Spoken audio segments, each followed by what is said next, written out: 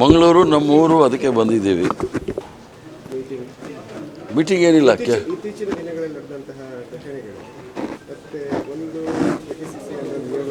ಕೆಪಿಸಿಸಿಯಿಂದ ಒಂದು ನಿಯೋಗ ಬಂದಿದೆ, ನೀವು ಬಂದಿದ್ದೀರಿ, ಮೀಟಿಂಗ್ ಎಲ್ಲ ಮಾಡ್ತೀವಿ, ಏನು ಮೀಟಿಂಗ್ ಅಂತ ಏನೂ ಇಲ್ಲ. ನಾನು ಪ್ರತಿ ಸಲ ಬರ್ತಾ ಇರ್ತೀನಿ, ಯಥಾ ಪ್ರಕಾರ ಬಂದಿದ್ದೀನಿ. ಕೆಲವು ನಡಿಬಾರ್ದು ಘಟನೆಗಳು ನಡೆದೋಗಿದೆ, ಆದ್ದರಿಂದ ಯಾರೂ ಸಹ ಧೃತಿ ಕೆಡೋದು ಬೇಡ ಅಂಥೇಳಿ ಮಾತಾಡಲಿಕ್ಕೋಸ್ಕರ ಬಂದಿದ್ದೀನಿ. ಅಂದರೆ ನೀವು ಹಿಂದಿನ ಭೇಟಿಗೂ ಇವತ್ತಿನ ಭೇಟಿಗೂ ವ್ಯತ್ಯಾಸ ಏನಂದರೆ, ಮುಖ್ಯಮಂತ್ರಿ ಖುದ್ದಾಗಿ ನಿಮ್ಮ ಮನೆಗೆ ಬಂದಿದ್ದರು, ಅದರ ನಂತರದ ಬೆಳವಣಿಗೆಯಲ್ಲಿ ನೀವು ಉಸ್ತುವಾರಿ ಅಂತ ಹೇಳ್ತಿದ್ದಾರೆ. ಮತ್ತೊಂದು ಊಹಾಪೋಹಗಳಿಗೆಲ್ಲ ಹೋಗಬೇಡಿ.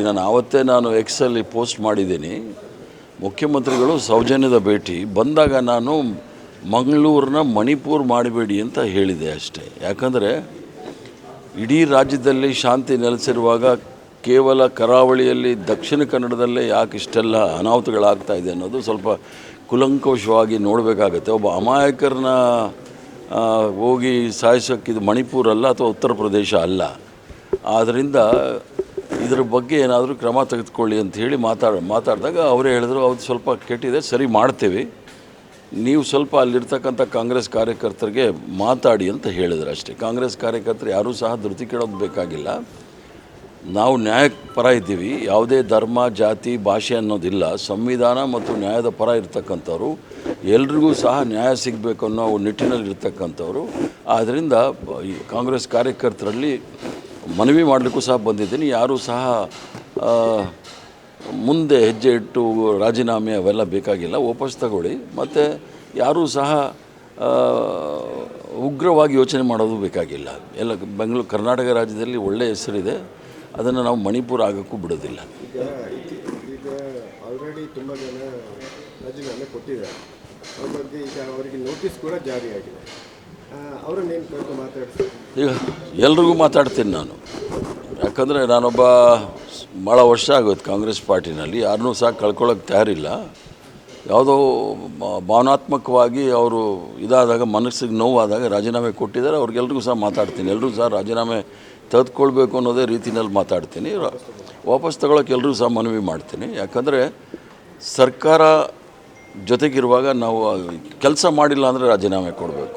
ನಾವು ಸೈದ್ಧಾಂತಿಕವಾಗಿ ಭಾಳ ದೃಢವಾಗಿರ್ತಕ್ಕಂಥವ್ರು. ಯಾವುದೇ ಸಂದರ್ಭದಲ್ಲಿ ನಮ್ಮ ಸಿದ್ಧಾಂತಕ್ಕೆ ಧಕ್ಕೆ ಆಗಿದಾಗ ಯಾರೂ ಸಹ ಮಾಡ್ಬೋದು. ಆದ್ದರಿಂದ ಇದರಲ್ಲಿ ಪಾತ್ರಧಾರಿಗಳಿದ್ದಾರೆ ನೋಡಿ, ಅವರು ಅವರ ಕುಟುಂಬದವರು ಪಾಪದವರು.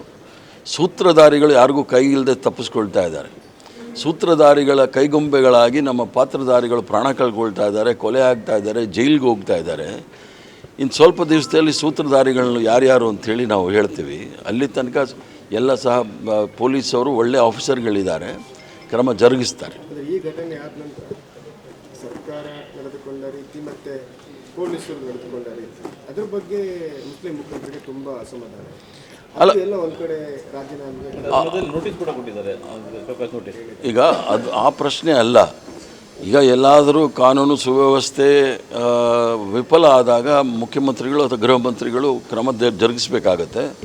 ಇದೊಂಥರ ಸೂಕ್ಷ್ಮವಾದ ಪ್ರದೇಶ ಆಗಿರೋದರಿಂದ ಒಂದು ಹೆಜ್ಜೆ ಇಡೋದಕ್ಕಿಂತ ಮೊದಲು ಭಾಳ ಯೋಚನೆ ಮಾಡಿ ಹೆಜ್ಜೆ ಇಟ್ಟಿದ್ದಾರೆ. ಆದ್ದರಿಂದ ಈಗ ಸರಿಯಾಗುತ್ತೆ, ಏನೂ ತೊಂದರೆ ಇಲ್ಲ ಅನ್ನೋ ಧೈರ್ಯ ನನಗೂ ಇದೆ. ಆ ಥರ ಆಗಲಿಲ್ಲ ಅಂದರೆ ನಾನಾದರೂ ಅವ್ರ ಪರ ನಿಲ್ತೀನಿ, ಅದರಲ್ಲಿ ಏನೂ ತೊಂದರೆ ಇಲ್ಲ, ಸರಿ ಮಾಡ್ತೇವೆ. ಸರ್, ಇನ್ನೊಂದು ನಿನ್ನೆ ನಡೆದಂಥ ಘಟನೆ ಬೆಂಗಳೂರಲ್ಲಿ RCB ಫ್ಯಾನ್ಸ್ಗಳು ಇರುವಂಥದ್ದು, ಮತ್ತು ಎಲ್ಲ ಒಂದು ಕಡೆ ಫೇಲಿಯರ್ ಆಗಿದ್ದು ಸರ್ಕಾರ, ಮತ್ತು ಸೆಕ್ಯೂರಿಟಿ ಫೇಲಿಯರ್ಸ್, ಇದ್ರ ಬಗ್ಗೆ ನೋಡಿ, ಇದು ಬೇಕಾಗಿತ್ತ ಅನ್ನೋದು.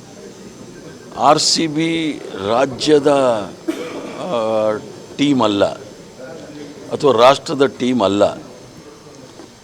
ಯಾವುದೋ ಒಂದು ಎಮೋಷನ್ಸಲ್ಲಿ, ಅಂದರೆ ಹರ್ಷೋದ್ಗಾರದಲ್ಲಿ ವಿಜಯೋತ್ಸವ ಮಾಡೋ ಸಂದರ್ಭದಲ್ಲಿ ಘಟನೆ ನಡೆದಿದೆ, ಆಗಬಾರ್ದಾಗಿತ್ತು. ಏನಾಗಿದೆ ಏನಾಗಿಲ್ಲ ಅನ್ನೋದು ಮುಖ್ಯಮಂತ್ರಿಗಳು ಹೇಳಬೇಕಾಗತ್ತೆ. ನಾನು ಹೇಳೋದು ತಪ್ಪು, ನಾನು ಇರಲಿಲ್ಲ ಊರಲ್ಲಿ, ರಾತ್ರಿನೇ ಬಂದಿದ್ದು. ಮತ್ತು ನಾನು ಇಷ್ಟೇ ಹೇಳೋದು, ಈ IPL ನಡೆಸ್ತಕ್ಕಂಥವರು ಕರೋಡಪತಿಗಳಲ್ಲ, ಸಾವಿರಾರು ಕೋಟಿ ಮಾಲೀಕರು. ಯಾರ್ಯಾರು ಪ್ರಾಣ ಕಳ್ಕೊಂಡಿದ್ದಾರೆ BCCIಯಿಂದ 1 ಕೋಟಿ ಕೊಡಬೇಕು ಅಂತೇಳಿ ನಾನು ಒತ್ತಡ ಮಾಡ್ತೀನಿ, ಸರ್ಕಾರಕ್ಕೂ ಒತ್ತಡ ಮಾಡ್ತೀನಿ. ಅವರು BCCIಯಿಂದ 1 ಕೋಟಿ ಕೊಡಿಸ್ಬೇಕಾಗತ್ತೆ. ವಿಧಾನಸೌಧ ಈಗ ವಿಧಾನಸೌಧ ಅಂದರೆ ಸರ್ಕಾರ, ಅದರ ಬಗ್ಗೆ ನಾನು ಇವಾಗೇನು ಹೇಳಕ್ಕೆ ಹೋಗೋದಿಲ್ಲ. ಎಲ್ಲರೂ ಸಹ ದುಃಖದಲ್ಲಿದ್ದಾರೆ. 11 ಜನ ಪ್ರಾಣ ಕಳ್ಕೊಂಡಿದ್ದಾರೆ. ಆ ಕಳ್ಕೊಂಡವರ ಕುಟುಂಬಕ್ಕೆ ಅವರ ನಷ್ಟವನ್ನು ತಡ್ಕೊಳ್ಳಿಕ್ಕೆ ಭಗವಂತ ಅವರಿಗೆ ಶಕ್ತಿ ಕೊಡಲಿ, ಧೈರ್ಯ ಕೊಡಲಿ ಅಂತೇಳಿ ಪ್ರಾರ್ಥನೆ ಮಾಡಿ BCC ಅವರು 1 ಕೋಟಿ ಪ್ರತಿಯೊಬ್ಬರಿಗೂ ಸಹ ಕೊಡಬೇಕು ಅಂತೇಳಿ ನಾನು ಒತ್ತಡ ಮಾಡ್ತೇನೆ. ಮತ್ತು ಇನ್ನೊಂದು ಪೊಲೀಸ್ ಡಿಪಾರ್ಟ್ಮೆಂಟ್ ಆಲ್ರೆಡಿ ಹೇಳಿತ್ತಂತೆ ಬೇಡ ಇದು ಸೆಲೆಬ್ರೇಷನ್, ಯಾಕಂದರೆ ಆಲ್ರೆಡಿ ಆ ದಿನ ರಾತ್ರಿ ಮಧ್ಯರಾತ್ರಿ ತನಕ ಬೆಳಿಗ್ಗೆ ತನಕನೂ ಪೊಲೀಸರು ಡ್ಯೂಟಿ ಮೇಲೆ ಇದ್ದಾರೆ ಸೆಲೆಬ್ರೇಷನ್ ಕಂಟ್ರೋಲಿಗೆ. ಅದಕ್ಕೆ ಮತ್ತು ನೆಕ್ಸ್ಟ್ ದಿನ ಮತ್ತು ಅದೇ ರೀತಿಯ ಈಗ ನಾನೊಂದು ಜವಾಬ್ದಾರಿ ಸ್ಥಾನದಲ್ಲಿ ಇದ್ಕೊಂಡು ಸರ್ಕಾರ ಏನು ಮಾಡಿದೆ ಮಾಡಿಲ್ಲ ಅನ್ನೋದ್ರ ಬಗ್ಗೆ ನಾನು ಟಿಪ್ಪಣಿ ಮಾಡೋಕ್ಕಾಗೋದಿಲ್ಲ. ಮುಖ್ಯಮಂತ್ರಿಗಳು ಇಲ್ಲ ಉಪಮುಖ್ಯಮಂತ್ರಿಗಳು ಇಲ್ಲ ಗೃಹ ಸಚಿವರು ಈ ಬಗ್ಗೆ ತಿಳುವಳಿಕೆ ಕೊಡಬೇಕಾಗತ್ತೆ. ಅದರ ಬಗ್ಗೆ ತಿಳುವಳಿಕೆ ಕೊಡ್ತಾರೆ ಅನ್ನೋ ನಂಬಿಕೆ ಇದೆ. ಈಗ ಅಲ್ಲಿ ಕೆಪಾಸಿಟಿ ಇರೋದು ಚಿನ್ನಸ್ವಾಮಿ ಕ್ರಿಕೆಟ್ ಸ್ಟೇಡಿಯಂ. ನಾನು ಆ ಕ್ರಿಕೆಟ್ ಸ್ಟೇಡಿಯಂ ಮೆಂಬರ್. ನಾನು ಕೂಡ ಅಲ್ಲಿ ಕೆಪಾಸಿಟಿ ಇರೋದು 35,000 ಜನ. ನೀವು ಫ್ರೀ ಅಂದ ತಕ್ಷಣ 3 ಲಕ್ಷ ಬಂದಿದ್ದಾರೆ ಜನ. ಅವ್ರನ್ನ ಕಂಟ್ರೋಲ್ ಮಾಡೋಕ್ಕೆ ಎಲ್ಲಿ ಬೇಕು? 1,000ಕ್ಕೆ ನಮ್ಮಲ್ಲಿರೋದು 1 ಪೊಲೀಸು. ಆದ್ದರಿಂದ ಎಲ್ಲೋ ಒಂದು ಕಡೆ ಹೆಚ್ಚು ಕಮ್ಮಿ ಆಗಿದೆ. ಅವರು ಹೊರಗಡೆ ಆದಾಗ ಒಳಗಡೆ ನಿಲ್ಲಿಸಬೇಕಾಗಿತ್ತು, ಸೆಲೆಬ್ರೇಷನ್ ಮಾಡೋರು ನಿಲ್ಲಿಸಬೇಕಾಗಿತ್ತು. ಆ ಕ್ರಿಕೆಟ್ ಫ್ಯಾನ್ಗಳು ಇದನ್ನು ಸ್ವಲ್ಪ ಯೋಚನೆ ಮಾಡಬೇಕಾಗುತ್ತೆ. ಕ್ರಿಕೆಟ್ ಸ್ಟೇಡಿಯಮ್ಮು ಸರ್ ನಿನ್ನೆ ನಡೆದ ಘಟನೆ ಅದನ್ನು ಹೈಕೋರ್ಟ್ ಅದನ್ನು ಗಂಭೀರವಾಗಿ ಪರಿಗಣಿಸಿದೆ. ಸ್ವಯಂ ಅದು ಒಂದು ಪ್ರಕರಣ ದಾಖಲೆ ಮಾಡ್ಕೊಂಡು ವರದಿ ಕೊಡಲಿಕ್ಕೆ ಸರ್ಕಾರಕ್ಕೆ ಸೂಚನೆ ಕೊಟ್ಟು ಅಲ್ಲ, ಹೈಕೋರ್ಟ್ಗೆ ಎಲ್ಲ ರೀತಿಯ ಹಕ್ಕಿದೆ. ಸುಮೋಟೋ ಕೇಸ್ ಮಾಡ್ತಕ್ಕಂಥ, ಸ್ವಯಂ ಪ್ರೇರಿತವಾದಂಥ FIR ಮಾಡಲಿಕ್ಕೆ, ಕೇಸ್ ಮಾಡಲಿಕ್ಕೆ. ಅದೇ ಥರ ಎಲ್ಲದರಲ್ಲೂ ಮಾಡಿದ್ರೆ ಭಾಳ ಒಳ್ಳೆಯದು. ನೀವು ಅಬ್ದುಲ್ ರೆಹಮಾನ್ ಮನೆಗೆ ಹೋಗ್ತಾ ಇದ್ದೀರಿ, ಪರಿಹಾರ ಘೋಷಣೆ ಏನಾದರೂ ಇದೆಯಾ? ಅಲ್ಲ, ಪರಿಹಾರ ನಾನು ಮಾಡೋಕ್ಕಾಗಲ್ಲ, ನಾನು ಸರ್ಕಾರ ಅಲ್ಲ. ಅಮಾಯಕ ಸತ್ತಿದ್ದಾನೆ, ನಾನು ಅಲ್ಲಿ ಹೋಗ್ತೀನಿ.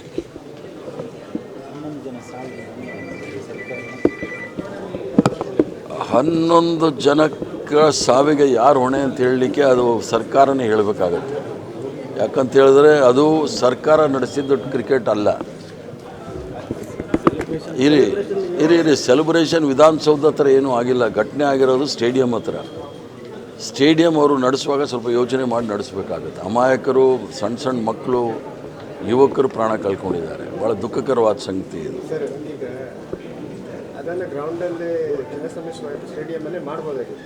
ವಿಧಾನಸೌಧ ಕರೆಸಿ ಅವರನ್ನು ಸನ್ಮಾನ ಮಾಡುವಂಥ ಅವಶ್ಯಕತೆ ಮತ್ತು ಅಲ್ಲಿ ಅದನ್ನು ಇವತ್ತು ಮಾತಾಡೋದು ಬೇಡ, ಇನ್ನೊಂದು ದಿನ ಮಾತಾಡ್ತೀನಿ. ಅದಕ್ಕೇನು ತೊಂದರೆ ಇಲ್ಲ. ದುಃಖದಲ್ಲಿದ್ದಾರೆ ಎಲ್ಲರೂ. ನಾವು ಸಹ ಅವ್ರ ದುಃಖದ ಜೊತೆಗೆ ಭಾಗಿಯಾಗಿದ್ದೀವಿ. ದೇವರವ್ರಿಗೆ ಧೈರ್ಯ ಕೊಡಲಿ. ನಿಖರ ಸುದ್ದಿ, ಸದಭಿರುಚಿಯ ಕಾರ್ಯಕ್ರಮ. ನೀವು ನೋಡ್ತಾ ಇದ್ದೀರಾ ಕಹಳೆ ನ್ಯೂಸ್, ಸಮಾಜದ ಜಾಗೃತಿಗಾಗಿ ವಸ್ತುನಿಷ್ಠ ವರದಿ.